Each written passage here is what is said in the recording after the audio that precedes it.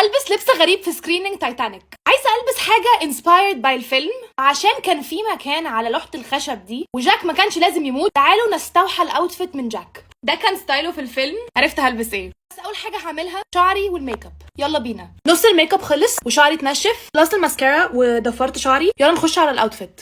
هلبس الفستان ده وكمان هحط الكورسات ده، واخيرا عشان البرد هزود الكيب دي.